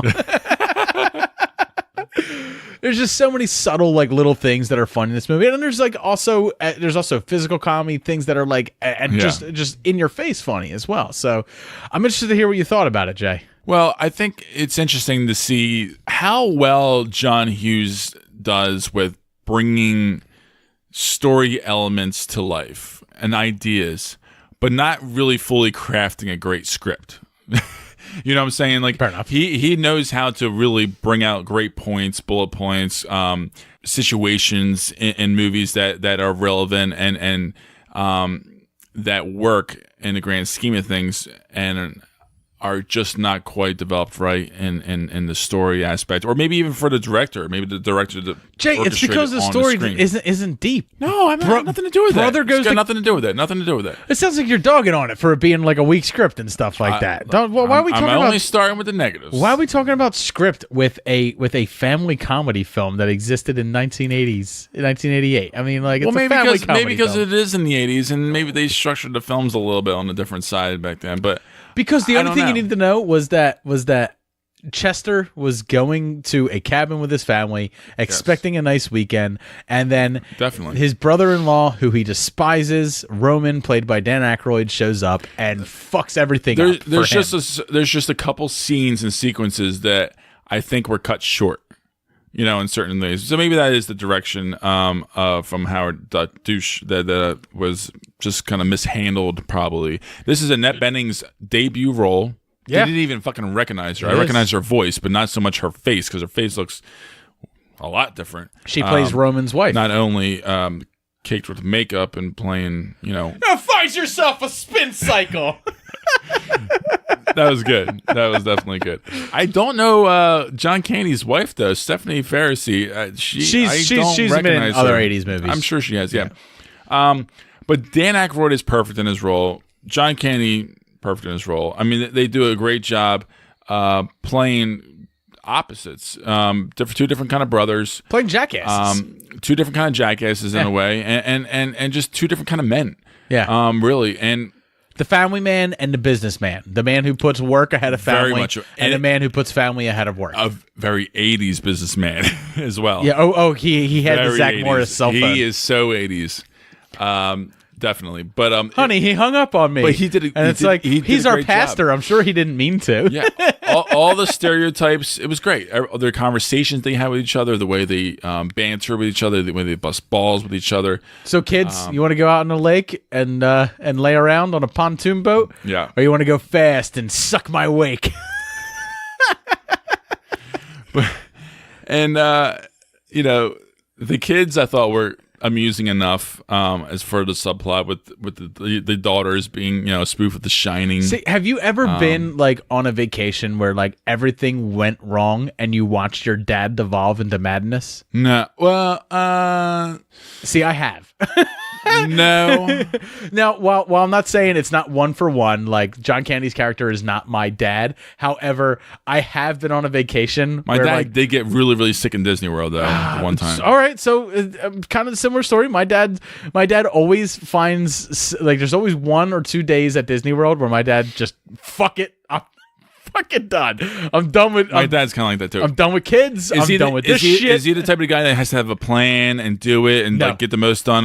No. Oh, my dad's so much like that. No, he can't just like chill and go with the flow. No, whatsoever. my dad can go with the flow. It's just when the flow isn't ebbing with him. Right. I remember the most recent time I went to Disney World with my family. My dad had just bought a new pair of sneakers, and the sneakers were not broken in. And at Disney World, you do a lot of walking, so it starts with aching feet and snowballs from there. And he did at one point, like in mid-afternoon, was just like, "Fuck it." Fuck it off. And he just went back to the hotel room.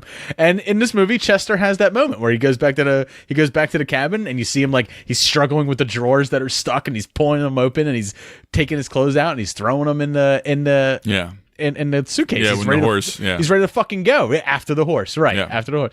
So I mean, like everyone I feel like has been on a family vacation where everything went fucking tits up at some point, and this movie is that. Yeah, no, that's what I mean. Like certain scenes, even like that, kind of came quick and out of the blue for me. Where like it's a great plot point, right, for a character and situation, right, but it wasn't executed effective enough for me to like absolutely buy was. it. Absolutely was. So you're totally wrong. But no, Dave. Overall, I really, really did enjoy this movie, and like I said, I think there were so many aspects of this movie that I really enjoyed because my buddy's lake house now being almost in an identical kind of town, and I really actually enjoy it. I never experienced that growing up, but now as an adult going to this like mountain house and the summertime, it's just as much fun and very different, but just as much fun as going to the beach. This movie makes me bust a gut every time I watch it. I love when they first check into their cabin and they go up there and the dog's barking,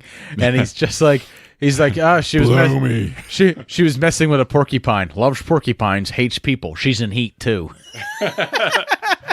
It's such like a little joke, and I was just, and the whole part with the old 96er, like it's, well, he ate most of it. There's nothing but fat gristle left. If you look. If I can get that down, could you throw in some ice cream and some hats for the kids? It's a lot of that movie is so much it's a fun. delight. It really is. It's a fun movie. Really underrated, which is why I wanted to give it to you, because it's not one that a lot of people have seen. I guess I don't know. I didn't hear too much about this movie. I don't know many people talking about it. I know you love it and love it. Love it.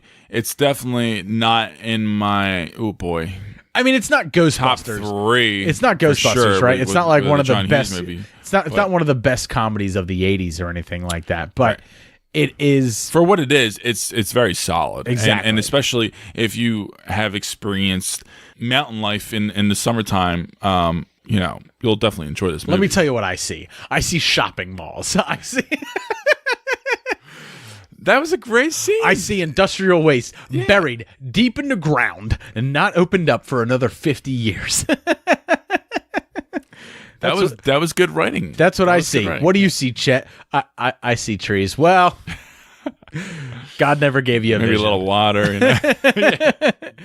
So the film that I watched was The Talented Mr. Ripley. And this film takes place, it starts off in 1958. And it is about a young man who is, he doesn't start off as a con artist, but he does. Maybe. You don't know. No, he starts off comfortable with lies is definitely how it starts off. And he gets tasked by a rich man to go to Italy to bring back his son, Dickie Greenleaf, who left home some time ago Played by Jude Law, to go to Italy and to lose himself, find himself, and all this other stuff, and really just a typical rich guy, and just really be a typical rich jackass is what he was doing. So Matt Damon's character, Tom Ripley, goes off to find him, and he's going to be paid $1,000 for helping him get back home, and instead winds up becoming infatuated with his life and infatuated with the man himself as well. Mm-hmm. What ensues from that is a series of creepy events that lead to far more creepier events that lead to creepier events, and then finally ends with the creepiest event of them all. It is a story of rich jackasses that are followed by an absolute creep of an individual. There is not one character in this film that I would say is a redeemable person. I'm sorry, there is a character who's a redeemable person. However, she is also a rich jackass. So it's a film of rich jackasses. It's right up Jay's alley. Everyone's living the high life. Yep. Everyone's doing the thing that you cannot afford to do, or no normal sane person would ever afford to do or spend the money on. However, what I really like is this idea of obsession and coveting. Like, Matt Damon seeks, first off, it starts off as friendship, and he seeks approval of this person. That approval and that seeking of friendship turns to love. That love turns to obsession, and the obsession eventually gets the better of him. And when Jude Law attacks him, he attacks him back far more violently.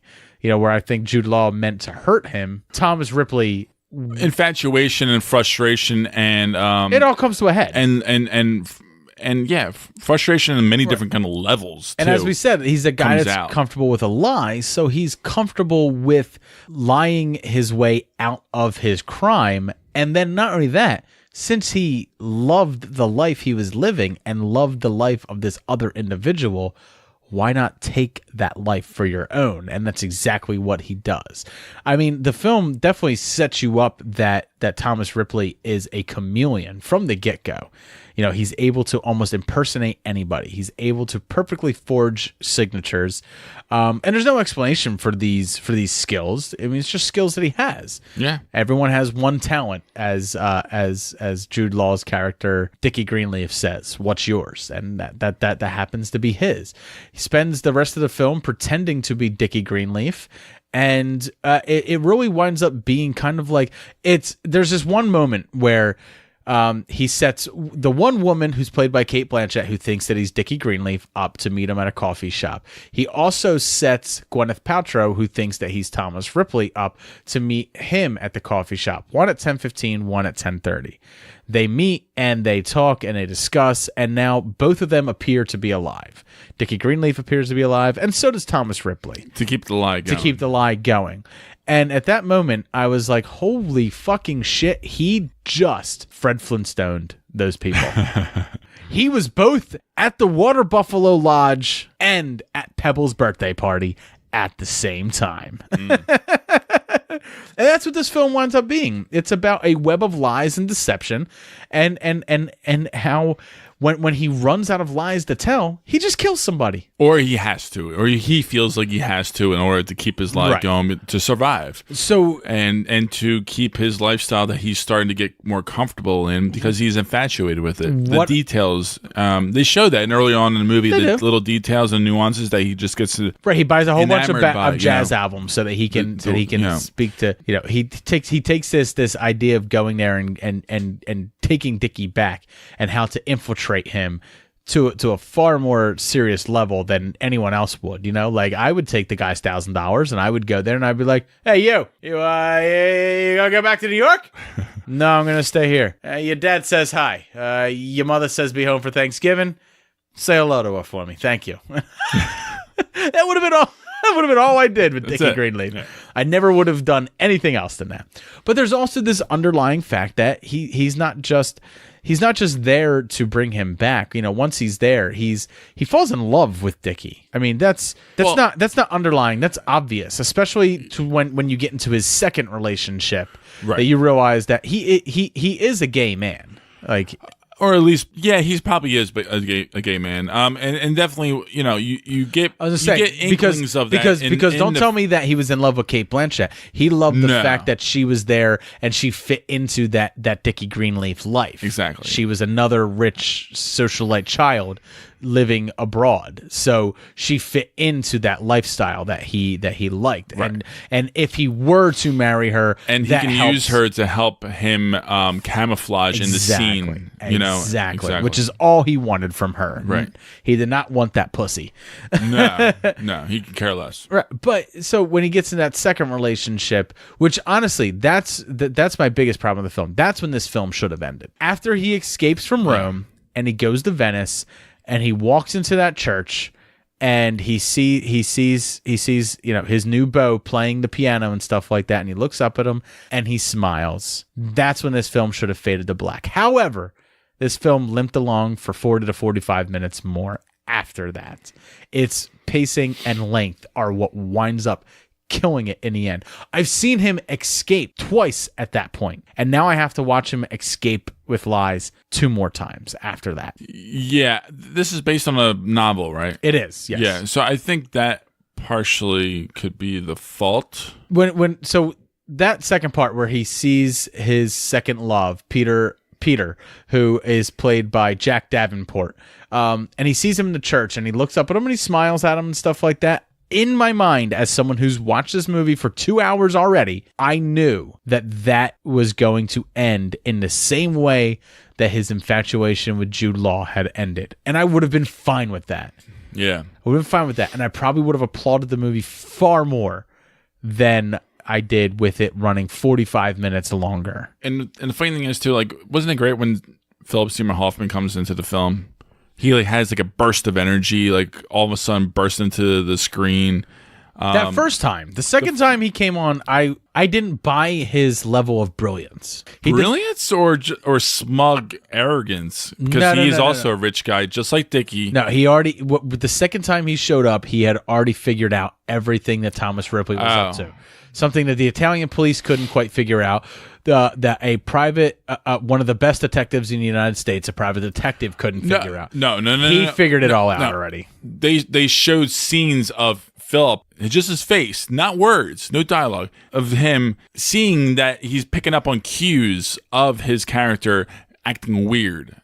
Like he's just not one of them. He's just not right. He's just not fitting into the scene quite right. Hey, Tommy, so he's always on his radar. Tommy, you peeping? You peeping? Yeah, exactly. That's one of the points. Yeah, right. Hey, Tommy, that's one of the examples. You peeping?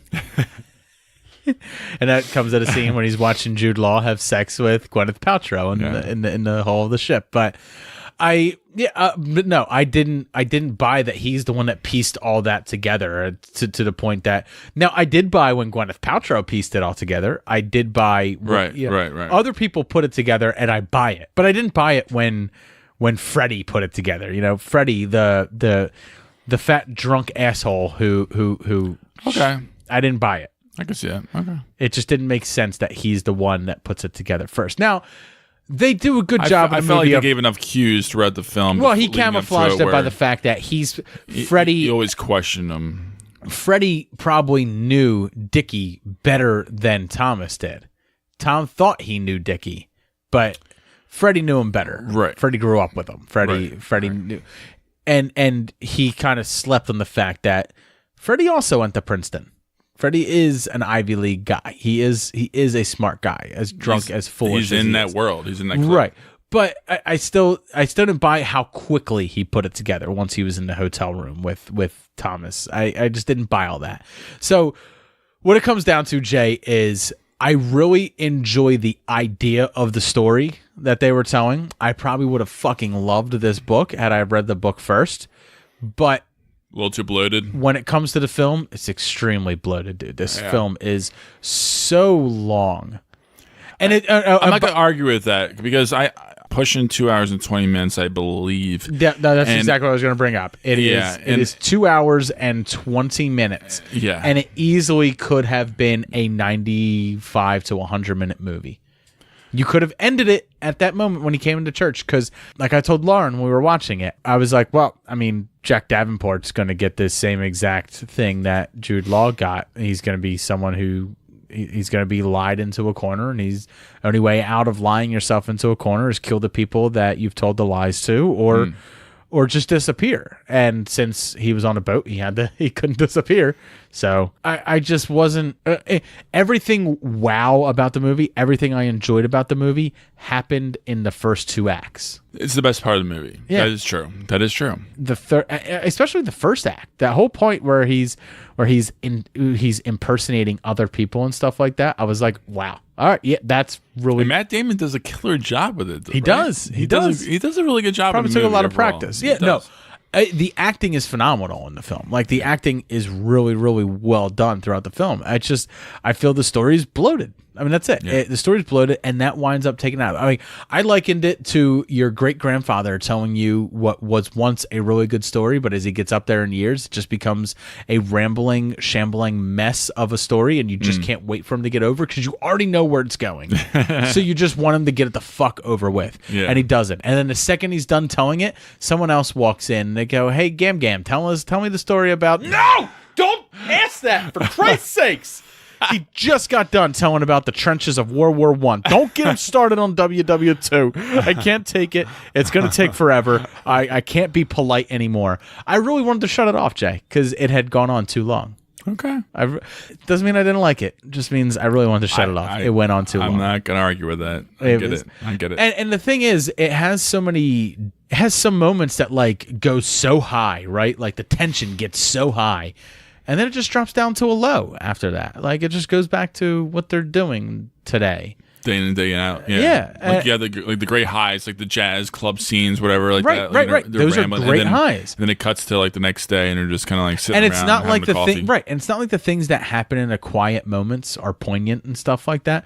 They're only poignant if you're watching Matt Damon's face and you're watching like him take it all in and stuff like that. But other than that, as far as like what they're doing and what's going on, it doesn't drive the story further. It is, as you would always say, it is a character study. Yeah, maybe that is probably why I've seen it multiple times, is because you're right, it is. And there's a lot of detail in the movie, even though the story is kind of bloated. I mean, when you watch it multiple times, you just fast forward to those high moments, because that's what I would do. Well, no, like you said, it's essentially a 2-hour movie. The last like 20, 30 minutes is... It's all downhill. It's very cut and dry. Where like you don't need to see it because you know what it is. There's no detail left. Or It's better than your scrambling great towards grandfather telling you a long, drawn out, boring story.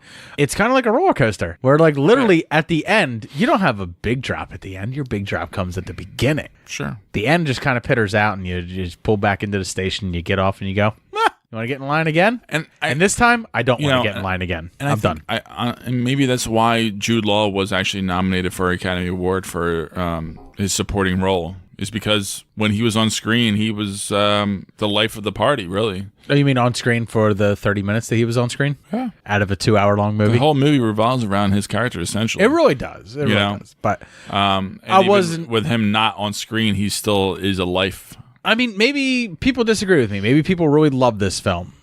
I know you do, but maybe other people really love this film. I thoroughly enjoy it. Yeah, It's one of those films that I'll be honest, like it's one of that other people have talked about and been like, oh, I never saw that. Like, everyone's like, really? It's like a pretty popular movie. Like you probably should see that, and I never did. So I have now seen it. Good. I might have been. I'll be honest. You're missing Art House Dave by about 15 years. Like this type of film would have hit me back in the day very hard. Well, I would have loved it back in the day. Interesting. Okay. But I've never been. We'll give it this way. Like I mean, but never, that's when I first saw it as well. Right. But I've never been the type of person who could. I can't identify with Matt Damon. I can't, because I've never wanted anybody else's life. I've never loved another person's life in that way that I've wanted to covet it. I've always just lived me and been me, and I really. And it's going to sound. That's really, a very good point that you bring up. This is going to sound really terrible, but it's going to sound really, really cocky and stuff like that. But I love me. Like, I mean, there's things about me I don't like, but as far as like my life has always gone, I enjoy it. It has its down moments, has its up moments, but I couldn't picture me wanting to be anybody else but me. That's absolutely fantastic, and it's I'm sure a lot of people are envious of that. Right. But what I mean is like, so a story like this, it doesn't will be a little bit more difficult for you to watch. Speak to me, right? Where I was just like, in my head, I'm just like, knock it the fuck off. Yeah, just but Dave, go home. He's not going home. You're not getting your $1,000. You're not passing go. You're not collecting 200. Just get the fuck home. Go home. Just go back to New York and con somebody else, because this guy, it's not gonna go. It's not gonna go your way. And then, like, towards the end, it's just like, you're just like, all right, I told you it wasn't going to go your way. You've gone down the rabbit hole of lies. And now you're so tangled up that the only thing you can do is kill anybody who ever knew who fucking Dickie Greenleaf was. Kill them all. And then we get into fucking the talented Mr. Bourne.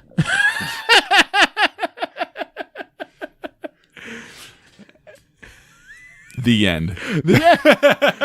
So I thought this movie was leading, and it's just like he's like, you know what? I'm going to start an organization within the U.S. government called Greenbrier or Blackbriar, which is kind of a play on words from Greenleaf. Yes, Blackbriar, yes, Greenleaf, yes. And that is how Jason Bourne was made.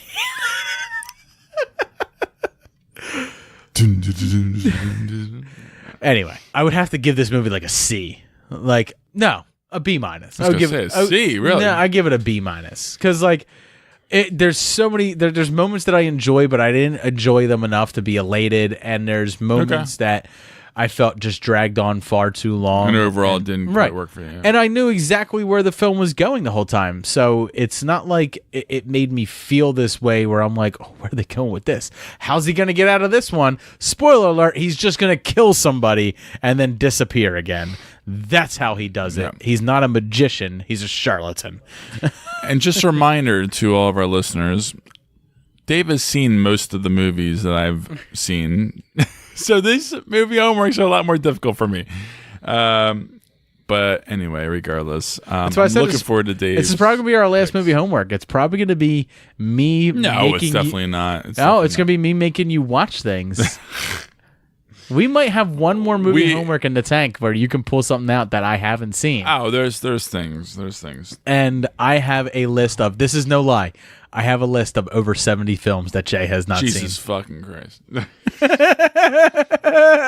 It's just going to be a segment. I mean, I really think we should just get rid of Indie Corner, and I should give you movie homework assignments every week, which is quite possibly torturous for you, but so glorious for me. God. I can't wait until you watch The Fly or Dead Alive or Reanimator or They Live. These are films that I cherish and love. These are movies that are like hard for me to put on. Yeah, probably. And that's part of the joy. Jay, moving forward, this podcast is going to be me with a pointy stick just poking. Every chance I get. You didn't score. Great Outdoors. I did not score it. I gave Talented Mr. Ripley a B minus. What do you give Great Outdoors? I'll give it a B. Fair enough. Yeah, I'll give it a B. I liked it. It's enjoyable as shit. So it is. If you have any comments for us on these movie homeworks that we have talked about tonight, please reach out to us at SuperMoviePod. That goes for any comments that we made about any of the Academy Award films that we talked about, or any of the things that we were watching. Please don't hesitate to reach out to us. We're happy to discuss things with you and reach back out to you. You can also catch me on Wizard Rewind, which is the current Podfix Network Podfix Presents show with Tom from Jake and Tom Conquer the World. Me and him discuss Wizard Magazine number 196. And if you need a little jogging of remembering, that was in 2008. It is in January 2008, and it is everything that was going to come in comics and films for the year of 2008. It was a lot of fun talking about it, reminiscing over those things, and having a great discussion with Tom about that stuff. So make sure that you're checking out Wizard Rewind over on Podfix Presents. And of course, me and Jay are part of the Podfix Network, so you can catch us over at www.podfixnetwork.com. There you can check out all the other podcasts that are part of the Podfix Network. We just added 2 new podcasts, which will be announced later on in February. I won't announce them here. They all want to announce them on their own show, but Podfix Network is growing. And if you enjoy our movie cocktails, like you just listened to our Weird Science movie cocktail, you can go to the Podfix Network website, click on the menu button, and you will see a space for our movie cocktails, and you can see all the recipes and our write-ups for each film there. I want to thank everybody for listening tonight. Have a great night, and cheers. Cheers. Follow us on Tap.